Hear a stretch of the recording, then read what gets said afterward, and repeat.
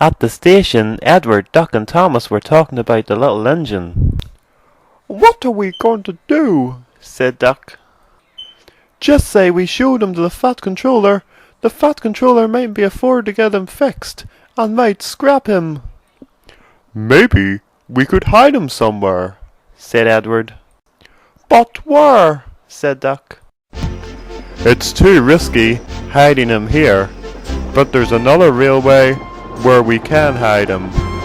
The Skarloey Railway."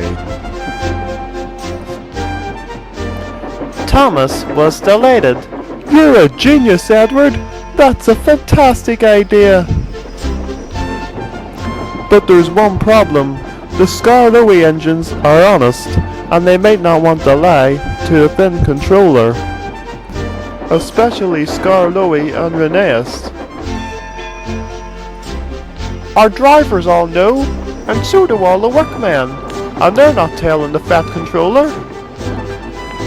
"You're very clever, Duck. I will go to Crovan's Gate at once," said Thomas happily. "Oh boy, Duke is gonna be very pleased," said Edward. "If the engines agree, I will bring him to the wharf tonight." Later that day, Thomas went to Crovan's Gate. Him and his driver waited for an engine to arrive. Just then, Rusty arrived. "Hello, Thomas. You look worried. Is everything okay?" Thomas told Rusty about the little engine. "It's too risky hiding him on our railway. But the Skarloey Railway runs through hills and mountains, and there's surely a place where you could hide him. Please, Rusty, can you help us?" "There's a problem, Thomas. What about our drivers?" "Everyone on Sodor knows, Rusty, except for the Fat Controller and the Thin Controller." "I don't know. I don't want to lie to the Thin Controller or the other engines." "I know, Rusty, but it's better hiding him and keeping him alive than getting him scrapped and sent to the smelters." "I don't know, Thomas." Then Rusty smiled. "Tell you what, Thomas. Tell Edward to bring him to the wharf tonight." "Really?" "Of course. Don't worry, Thomas. We'll look after him." And then Rusty set off. When he returned to the sheds, all the engines were there. The Thin Controller had an important announcement. "I wonder what's going on," said Skarloey. Just then, Duncan arrived. "I say, I wonder what's going on. Calling us to the shed in the middle of the afternoon." "As soon as Freddy arrives, I will explain everything." Just then, Freddy arrived with a big long coach.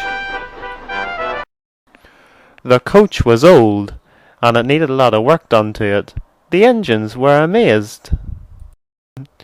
"Now, as you all know, a hotel has opened close to the railway, and I plan to have a line that runs from the hotel to Crovan's Gate. And this is going to be the coach that the engine will be using as soon as it is repaired.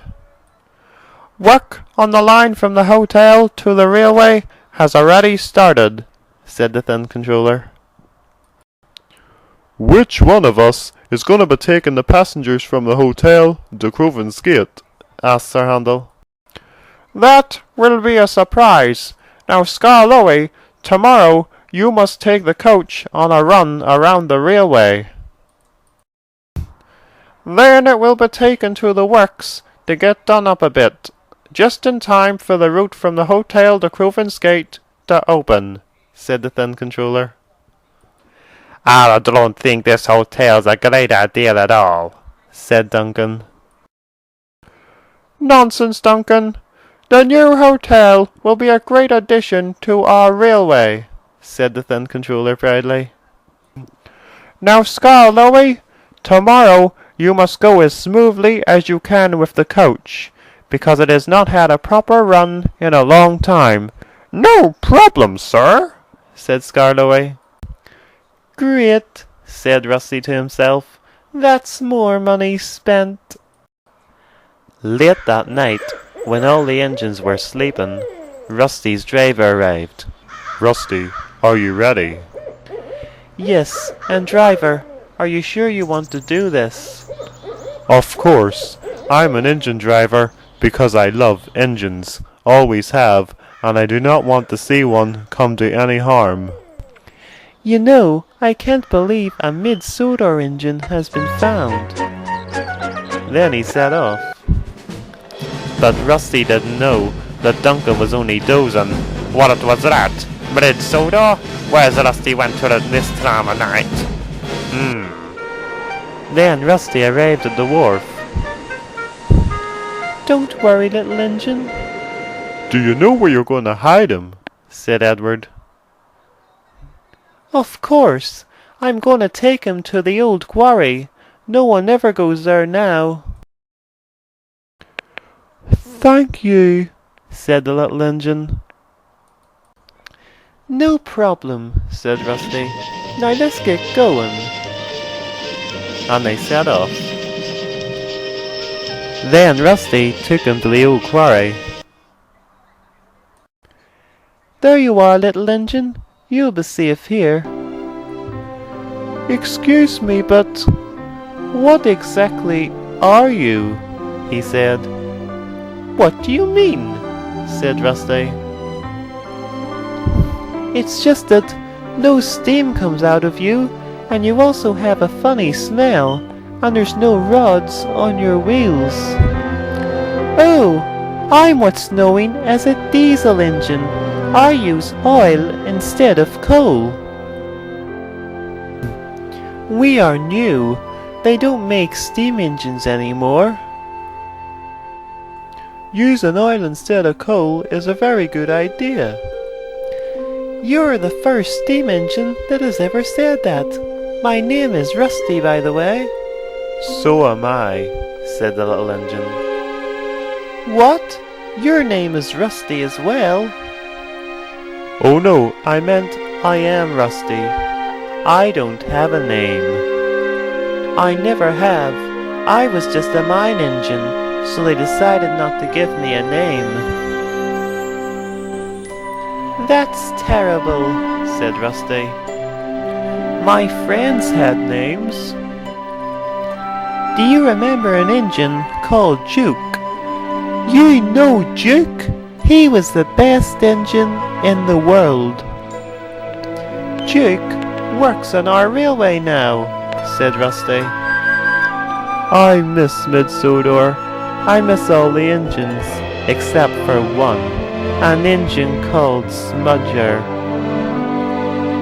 Never heard of him before, said Rusty. You're lucky then, said the main engine. You'll be pleased to know that there's no smudger on this railway. The little engine smiled. If you don't mind me asking, but what happened to you? How were you lost all them years? Would you like me to tell you? Said the little main engine. Of course, said Rusty. Well, it all happened 110 years ago.